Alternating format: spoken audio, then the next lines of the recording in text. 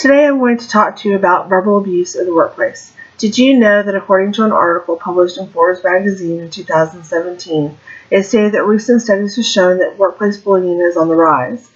Research has proven that almost 75% of employees surveyed have been affected by workplace bullying. Do we really understand what workplace bullying is? There is no legal definition of bullying, and there is no comprehensive list of bullying behaviors. The Trade Union Congress states that usually if a person generally feels that they are being singled out for unfair treatment by a boss or colleague, they are probably being bullied. Workplace bullying is defined as an offensive and intimidating, malice, or insulting behavior, and abuse or misuse of power through means to undermine, humiliate, degrade, or injure the person being bullied. The Health and Safety Executive emphasizes this is a pattern of behavior rather than an isolated incident, happening repeatedly and persistently over time. Bullying is tricky to define. It is definitely not a one-time event. That would be classified as harassment.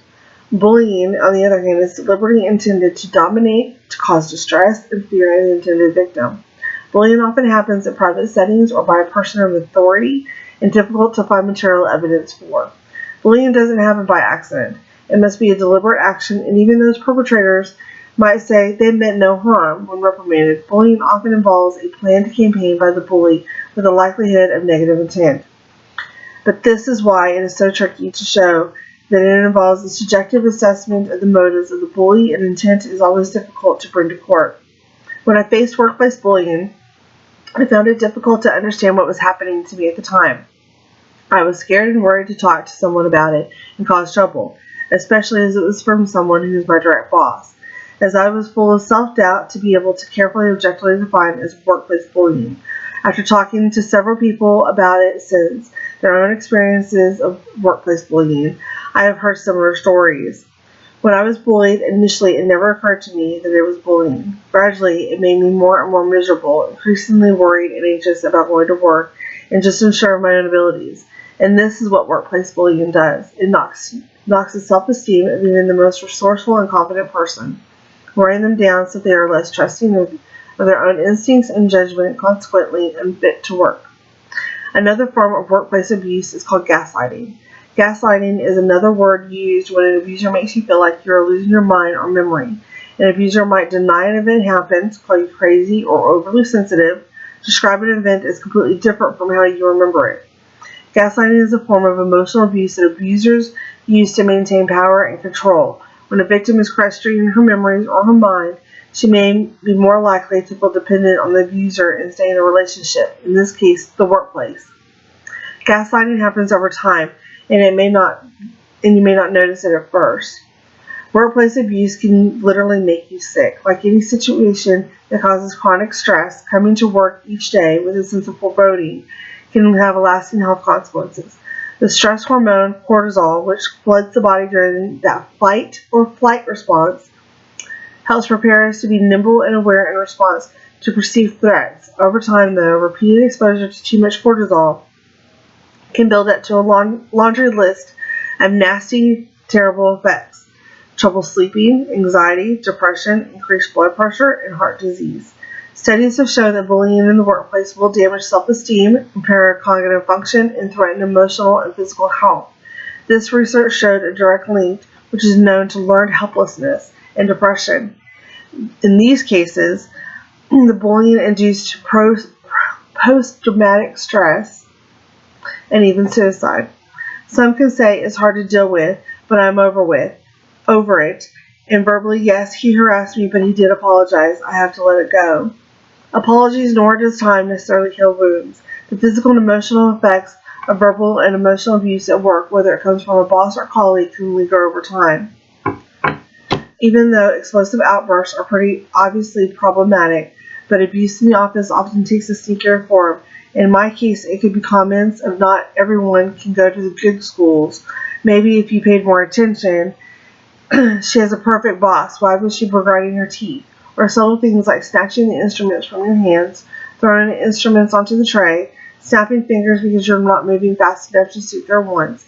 These smaller slights may be more common form of workplace abuse than the more dramatic blow-ups.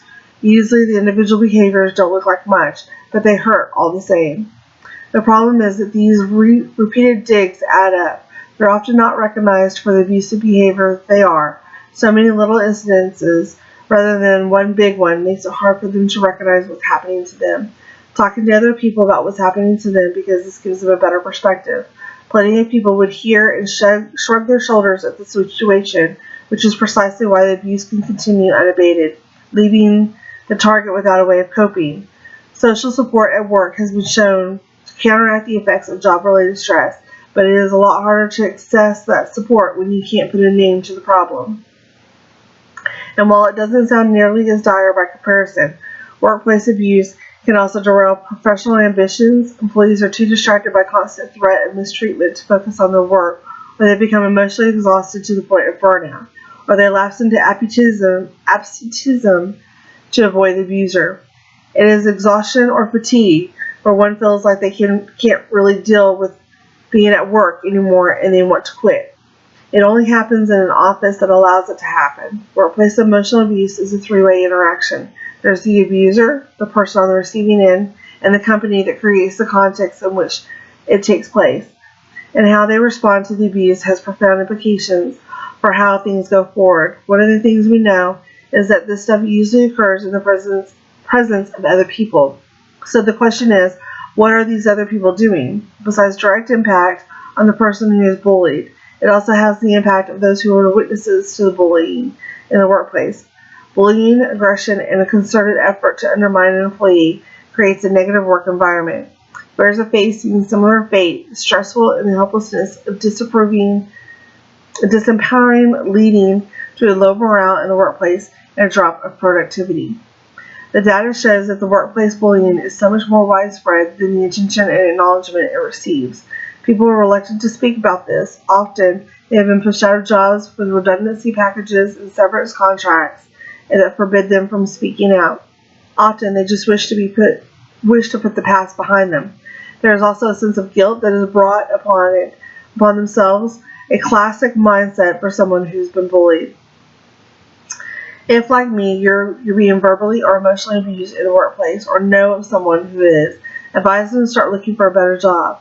Making a few sacrifices like driving a little further, working a couple extra hours, or going to work earlier are all worth it to not being around someone who's abusing you. Or like me, who currently can't afford to leave her job, have chosen to return to school to change careers. Every day I remind myself it is a step closer to that goal and getting away from my narcissistic abuser. Even the good things that are part of my job, and there are many, can't erase those days and the moments when abuse happens. Thank you for listening to my speech.